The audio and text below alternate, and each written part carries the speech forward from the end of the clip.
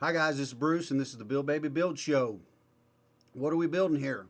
We're building you, we're building your business, and we are building your real estate portfolio.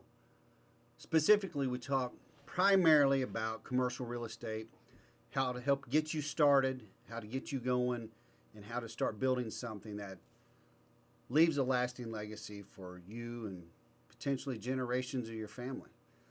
Guys, it's not a dream, it's not magic, it's a real thing that can happen if you will put your mind to it, stay motivated, stay focused, and just keep moving forward.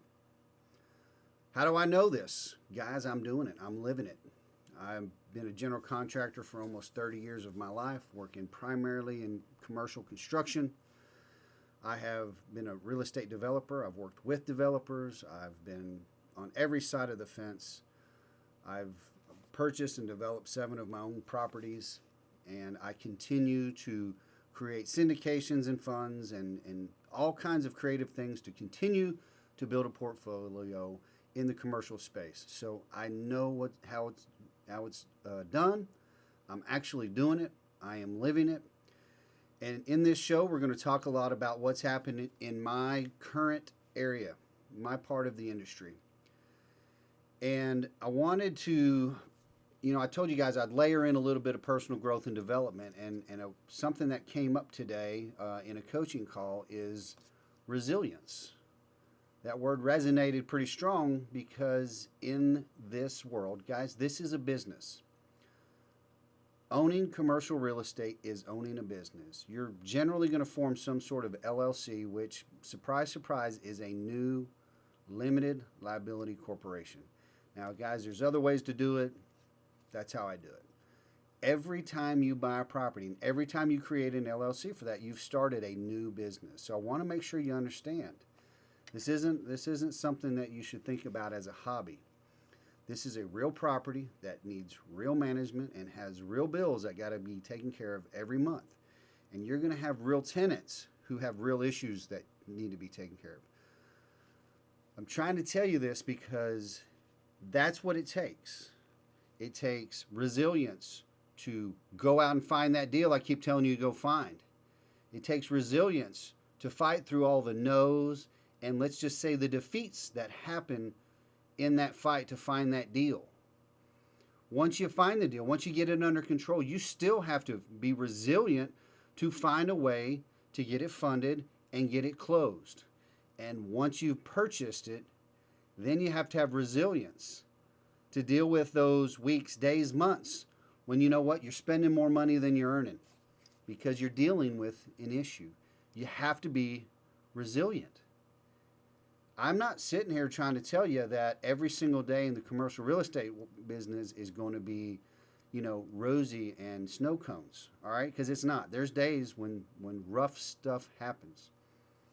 Let me give you an example of a phone call I got this morning. Tenant calls and says, my toilet's backed up. That's not a abnormal call to get. The plumber came by and they say that the pipes under the building are collapsed. Okay, that's a little bit more of an abnormal call. I can send a plumber over to snake out a toilet in an hour. If the pipes are collapsed under the building, that's a significant repair. Now, we're scrambling. We're getting our plumber, moving and going and trying to verify what's going on. The good news is there was no collapse. It was a blockage. That's one of the wonderful things about having tenants and tenants who have customers. Sometimes the wrong stuff gets dropped down the pipe. But that was a little bit stressful. The tenant is a restaurant. They need restrooms for their customers, and they were pretty upset. So that was not fun. That's not a fun thing to deal with. It is part of it, and from time to time you have to deal with it.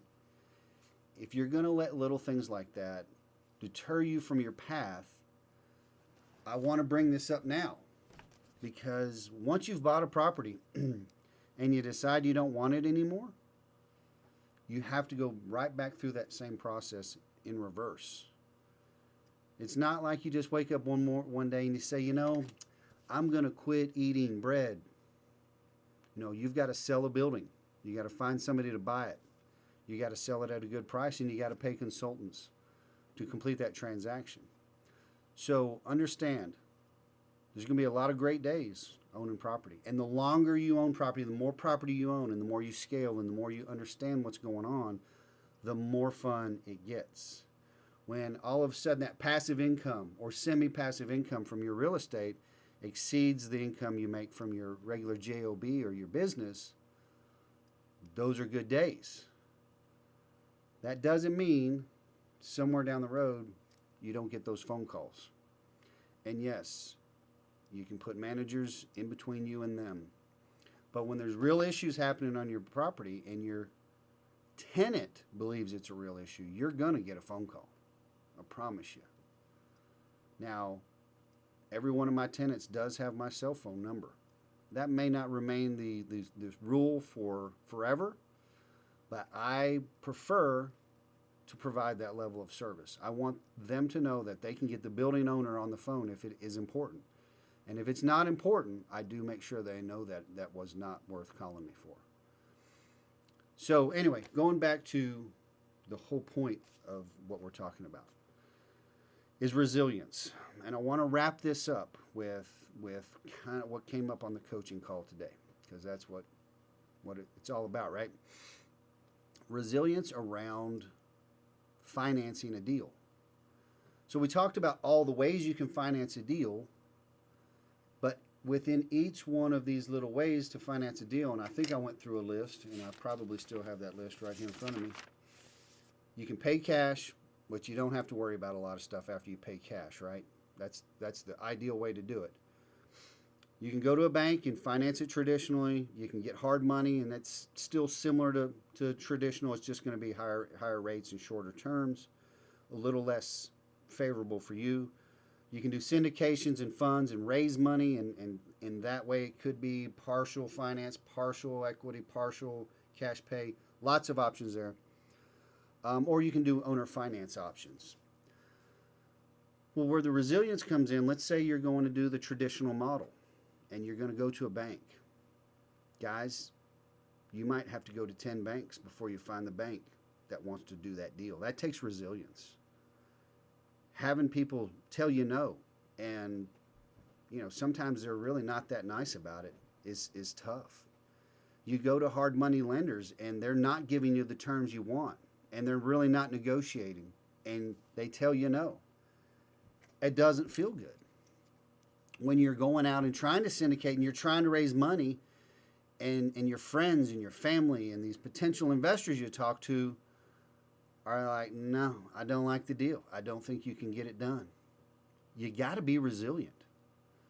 And when you're trying to talk to somebody about an owner financing solution that works great for you and you think works great for them, they might just come back and say, you know what, that's not a deal. That's not something I want to do. You've got to be resilient. You're going to get the no's. Every no you get puts you that much closer to your yes. So be resilient. We're going to dig a little bit more into those details in future videos. The most important thing to remember, as always, is be resilient. Don't take no for an answer. Keep pushing forward, and you're going to win. You're going to win. Guys, if you like the video, like and subscribe below. If you want to ask me a question directly, you can hit me up at askbruceaquestion@gmail.com. It's that simple, guys. You ask questions, I'll get them answered. I hope this helps. I'll see you again soon.